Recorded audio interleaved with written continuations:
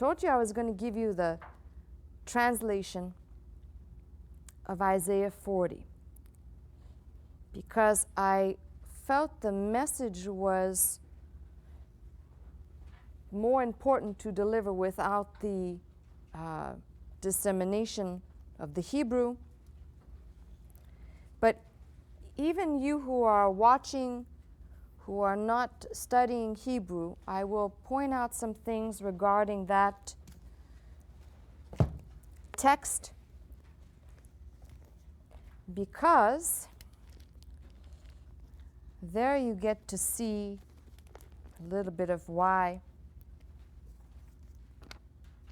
knowing and studying the language is important. So, the first thing I want to look at is in your Bibles, Isaiah 40 and verse 26, I believe it is. Yes. Where it's talking about God calling the stars by name. And you're going to see a few words here on my tablet. We'll see if the director can take that. It says here, by the greatness of his might. So I started with the word greatness of his. But here we have three words I want you to see. Might, of his might, for he is strong in power. We have three words. Might, strong, and power, which will be, they will be in our passage of verses 29 through 31. These three words will be contained. And if you remember the word I said for our passage of verse 29, he giveth power. This is part of verse, I'm quoting from verse 29. He giveth power, which is this Hebrew word, koch. But we're seeing in verse 26 that it's his might, strong power. We can see that this word is in those attributes of God. That strength, that is what God has. And then it says, not one faileth. I need to actually take one of my Hebrew, pick this because it's what I have available, because I can see that there's this huge disconnect between the text I'm reading and the Hebrew. So that appears to be 26, verse 26, 40 and 26. Here we are. Okay. And not one is missing. Oh, I see why. Because this is from a later verse. So this is part of verse 28. That's what the disconnect was. Verse 28 says, hast thou not known, hast thou not heard, the everlasting God, the Lord, the creator of the ends of the earth, fainteth not, neither is weary. And why it was important for me to put these words, to show you these words, is these will be words that will be applied to the youths, to the young men, and to us, but not to God. So it says that he, it's interesting because, you know, when you read these words in English, it does not have the same effect as when you see them in Hebrew and you see that these words that are not applied to God, he does not grow tired, he does not grow weary, but they will be indeed applied to us. So what's being shown here is that these specific words, this is an interesting one, this word for might, but these words will reappear in the verses. So I put these power words of God up here, these words we just looked at from verse 26, and the first negative, so I ran out of space, but the first negative and these two words out of verse 28, we're looking at Isaiah 40, verses 26 and 28 are the words from the previous page I just shared with you. And then we get into the text, which I have written out almost in its entirety, not quite.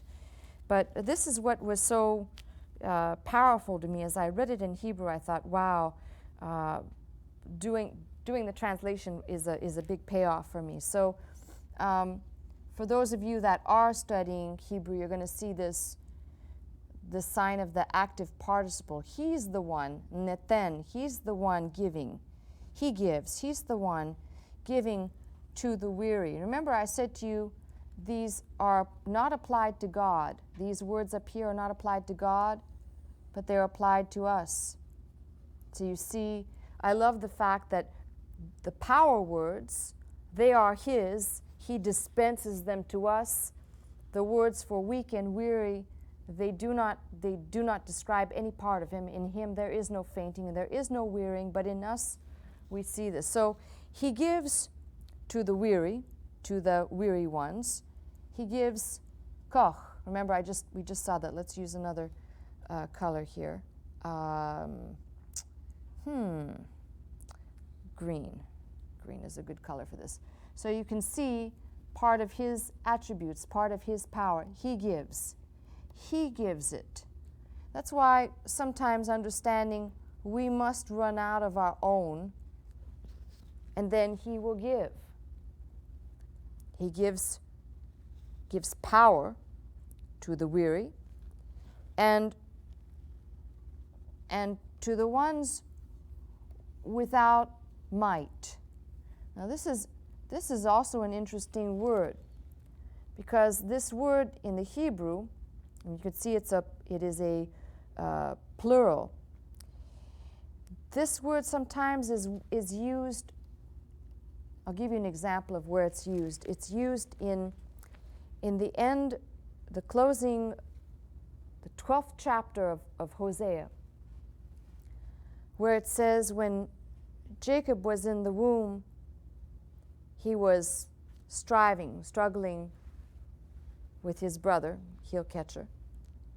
And in his manhood, this is the word that's used. It's kind of interesting. In his manhood, he strove with the angel of the Lord. So it's an interesting word when it says to those that have no might. And further interest is that it's plural. It's a noun and a strange descriptive. When I read this and had done the translation, these are some of those words that are hard to pinpoint, but I began reflecting on this. Sometimes we can lose our sense of, we'll call it dignity, or we'll lose the sense of being able to in our own way. Try and encapsulate that in that Hebrew word that we're looking at, as it describes, as I said in Hosea 12, regarding Jacob in his manhood, wrestling with the angel of the Lord. But also in Hosea, it's also being used when it speaks of Ephraim saying, I obtained these riches, the method of obtaining riches. It's not a good statement that's being uttered by the prophet. I need to go back and check that I'm quoting the right verse to you, which is always helpful.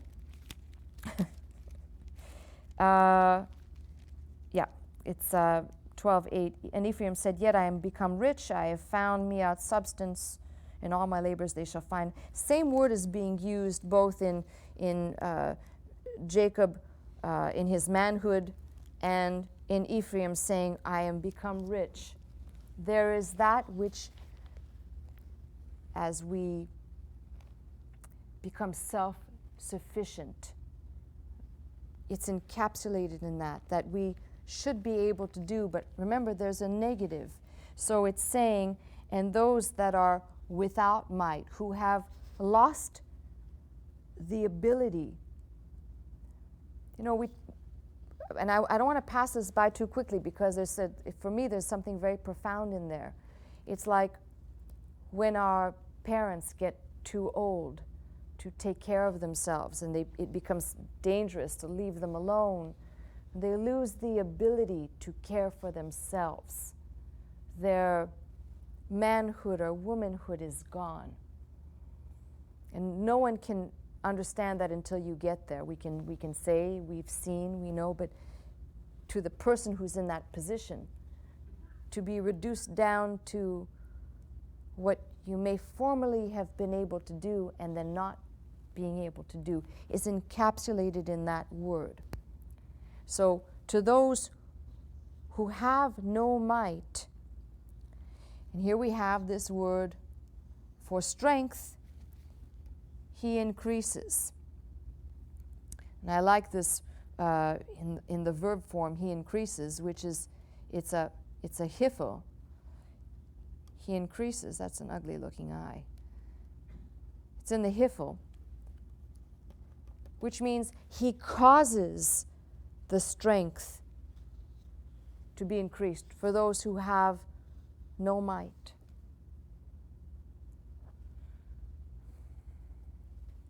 So maybe, you can almost take your time. I in some ways think that there's so much here that you can go and there's so much to take in. But for those people now in the spiritual realm, we're speaking of those people who are pressed down, burdened.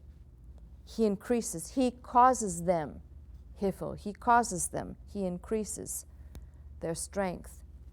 And here's what I was looking at.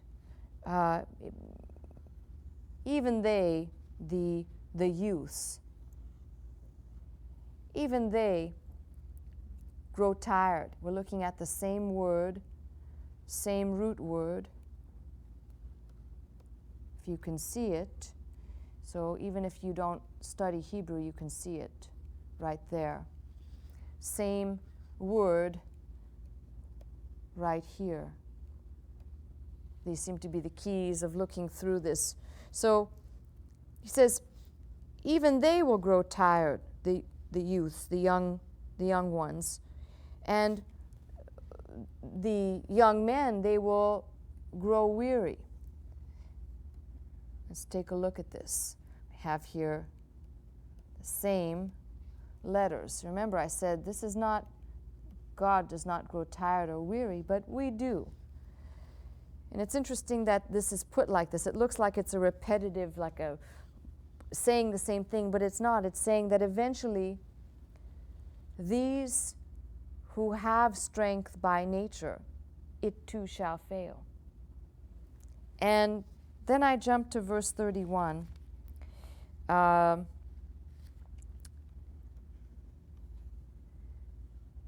Those who I have discussed this word repeatedly. We have here the active participle, that is us, in the call. Those who are waiting expectantly on the Lord. Now remember, let's do this for the benefit of those who don't know what an active participle is. Here's stick figure. Stick figure is doing something. And stick figure here is running to the dot. That's an active participle. The person, the subject, is doing. They're not acting on themselves, but they are doing. That's us. That's us acting in faith. So we have an active participle, those who are expectantly waiting on Yahweh, on the Lord. And then here's this word that I said, your King James says renew. But again, this is another one of these grammar things. This is another hifel in the imperfect. Hifel simply means it's causative. So he will cause, the Hebrew word can reflect renewal or change. He will cause something to happen. Those who are actively waiting and expecting, he will cause, the Lord will cause renewal or change. In this case, look what it is. It's renewal or change in this word, koch, again. Something that is an attribute that comes from God, given to us. So it's almost like we have it here, and in the first, he gives to the weary, to the faint, he gives strength. And then again, we have this being repeated again. He will cause a change or renewal in strength. Why? Because as we receive, that which we receive eventually is depleted. You don't always stay in the state of being in the, what we'll call the koch state, where you're constantly being refueled all the time.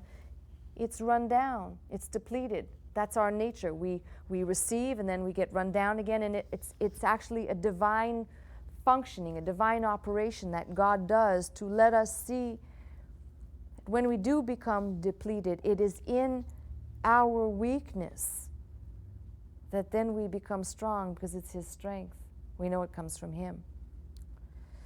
Well, let's look at the next page here.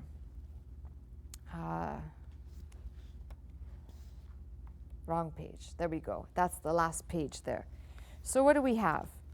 And these I wanted to show because they're just somewhat interesting and hard to understand why translation occurs like this. But here we have, they will, and I'm using the word soar. Here we have a singular, one wing. We have a singular.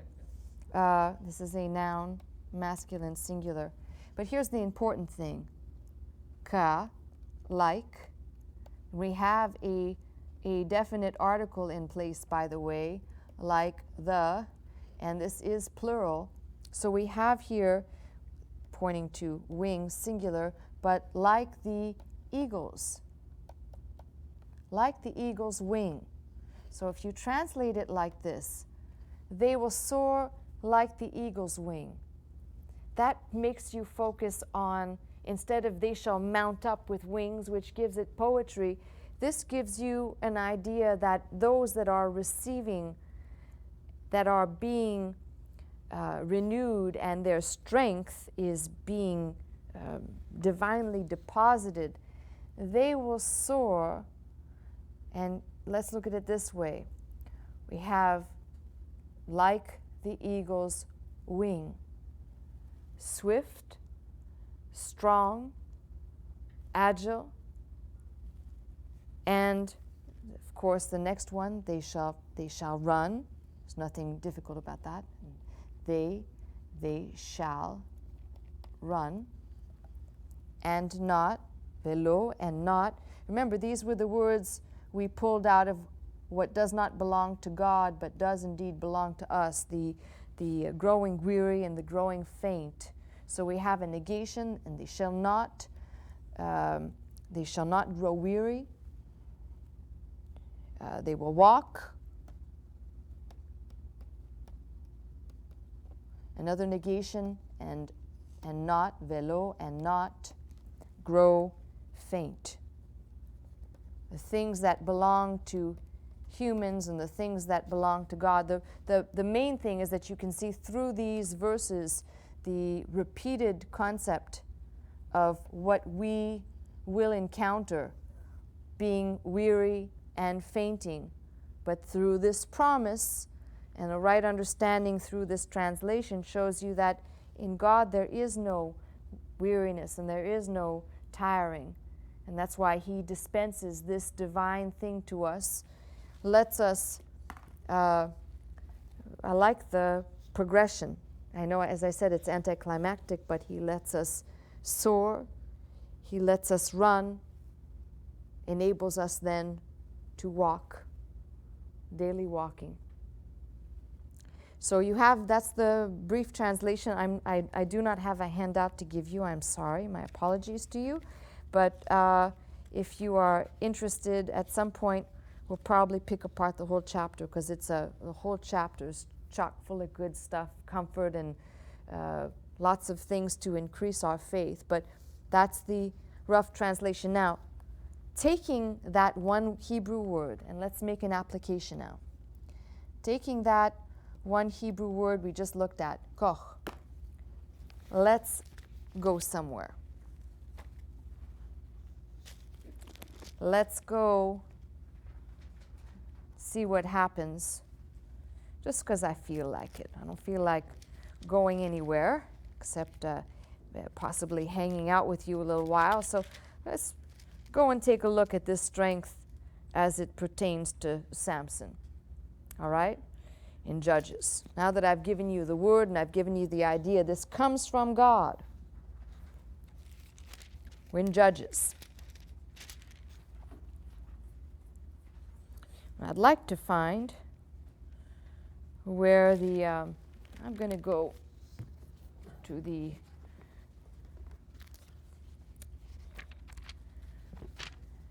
see, it's never dull here. All right. I would like to find the passages so you can underline those words that we just looked at. So let me see here, because she asks him about his strength. I'm picking one section to see if I can find the words. It'd be in 9.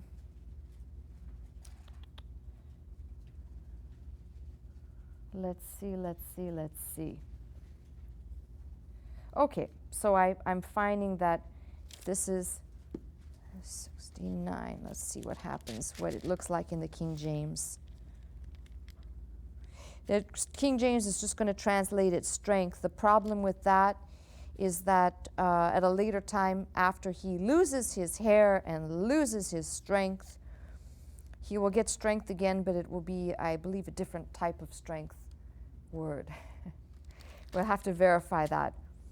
But, you all are familiar with this wonderful passage, and at times I think I've probably done a disservice to read through this so quickly. Well, let's go to Judges 15. We'll just kind of jump right in the middle of things. Well, actually 16, I'm sorry. That's where we meet Delilah.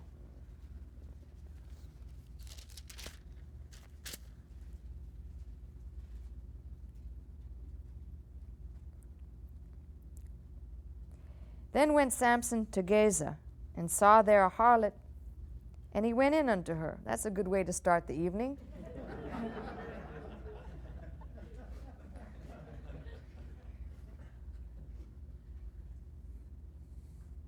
Kind of interesting. I have the NIV open, and it says, he saw a prostitute. He went in to spend the evening with her. They had to elaborate a little bit. And it was told to the Gazites, saying, Samson is come hither. They compassed him in, laid in wait for him all night in the gate of the city, and were quiet all the night. Oh boy, that must have been terrible. Don't even go there. It's still family hour. In the morning, they said, in the morning when it is day, we shall kill him. Samson lay till midnight, arose at midnight, took the doors of the gate of the city and the 2 posts, and went away with them. Boy, it must have been some...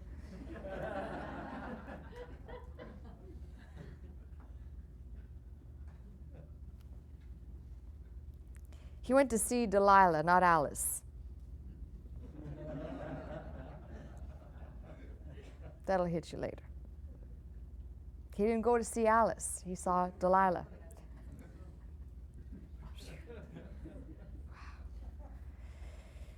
And, wow, sometimes, it says he took the doors of the gate of the city and the 2 posts. He went away with them, bar and all, put them on his shoulders, carried them up to the top of a hill that is before Hebron. And if that's the example of what happens after he went in with that woman, the rest of the villagers should have ran away and been scared.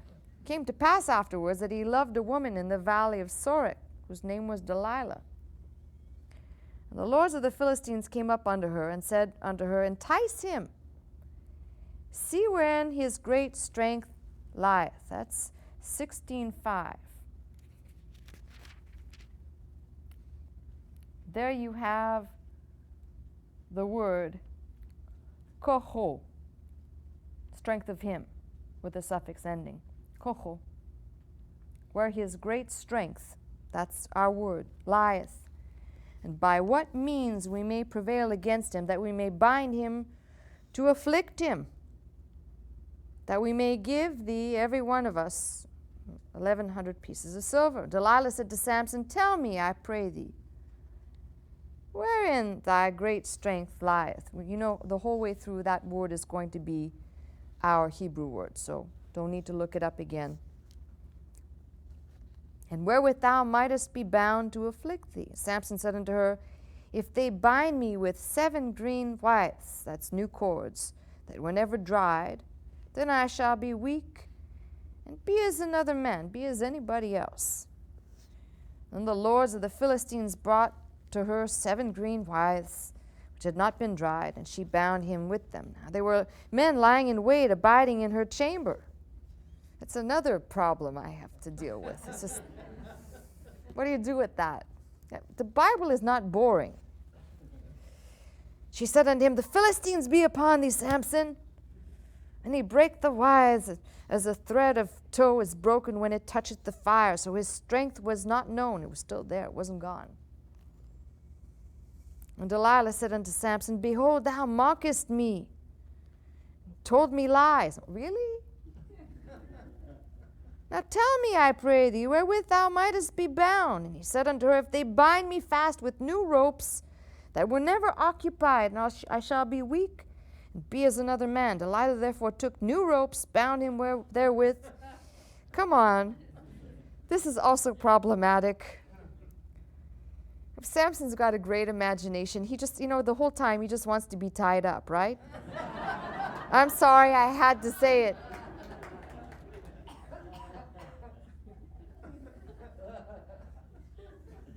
I'm just reading the Bible.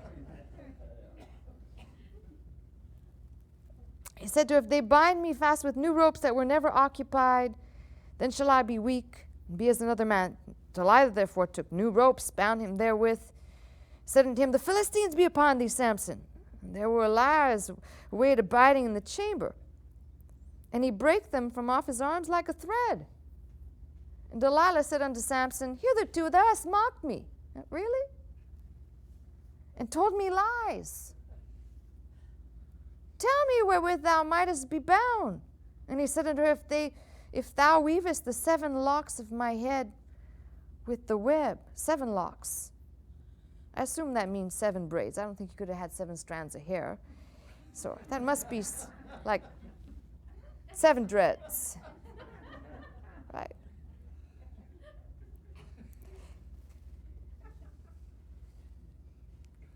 And she fastened,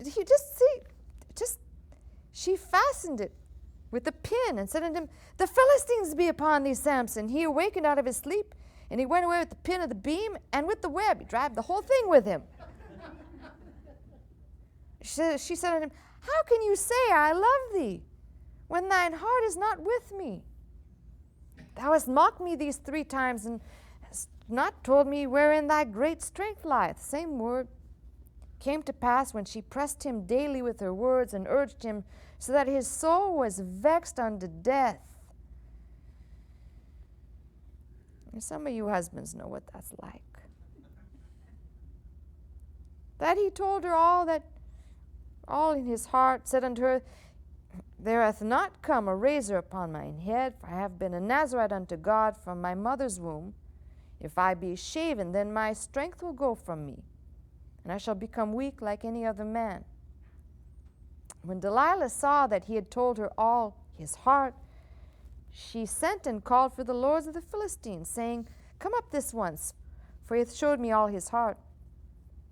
Then the lords of the Philistines came up unto her, brought money in their hand. She made him sleep upon her knees. She called for a man, caused him to shave off the 7 locks of his head. She began to afflict him, and his strength went from him. That's very important. This is pretty much the key to something that ties to the understanding of this type of strength. She said, the Philistines be upon thee, Samson. He awoke out of his sleep, and he said, I will go out at other times, as at other times, and shake myself. He wist not that the Lord was departed from him. So this understanding of this word becomes paramount on this backdrop, to understand that that was some strength that the Lord had imputed to him, that now it says when the Lord was departed from him, he wist not that the Lord had departed from him, but also now his strength is gone. The Philistines took him, put out his eyes, brought him down to Gaza, tied him with fetters of brass, and he did grind in the prison house. Howbeit the hair of his head began to grow again after he was shaven. Now, the rest of this is a great few verses that tell you he does get the final boost of strength. It's might in the last passages when he takes down the 2 pillars and all the people are killed in that event. But the point I wanted to make was this word, this key word, it truly is pivotal. It's used in other places, but it's key to understanding that this was something that came from God, and just as it came from God, it equally left. When it says he didn't know the Lord was departed from him, equally as the Lord departed from him, this strength left. So it's important to understand in our text, this strength comes from God. The renewal of this strength, the dispensing of this strength, the increasing of this strength, it all comes from him. And I guess, when I was studying this, it really dawned on me that there are so many times I'll look for specific words that I can remember that will have a greater meaning. Very much along the lines I remember when Dr. Scott was teaching on a myriad number, many psalms, but he taught the word ooze for strength. And that's one dimension of strength. So this is kind of adding to my vocabulary. I hope it adds to yours as a strength word. It's a difficult word because you must pronounce that at the end. But it is a word that understood as the setting from I just read out of Judges, Samson's strength, and once his strength had departed him, the Lord departed him. He didn't know the Lord was gone. His strength was gone. This strength comes from the Lord, and the Lord gives it to those who are the weary, the faint, the bowed down, those who are expectantly waiting upon him to do just that.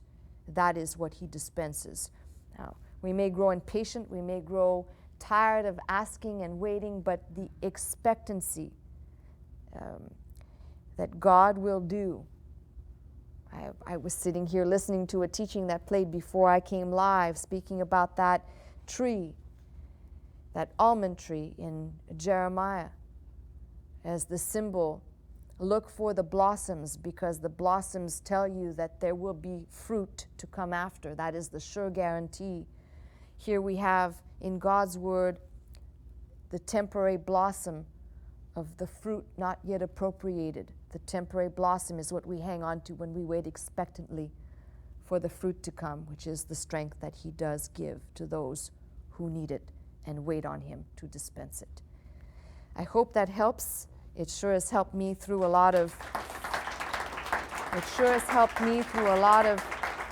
times in these, especially in, I would say this more so than in times before, but this understanding has helped me to realize. Would you like the New Testament version of what I just read? Because I'll give it to you. There's always a New Testament appropriation to something, because the Bible confirms itself over and over and over again. So let me read from Paul, and then I'll be done. And you can know that God says the same thing over and over in 2 Corinthians 12, when it says, the Lord said unto him, my grace is sufficient for thee, for my strength is made perfect in weakness. And Paul goes on to say, most gladly, therefore, will I rather glory in my infirmities, that the power of Christ may rest upon me. And I pray that we remember that in our hours and moments of being bowed down in weakness, weary, and close to fainting. The Lord does have enough to dispense for all. Get on the telephone. Come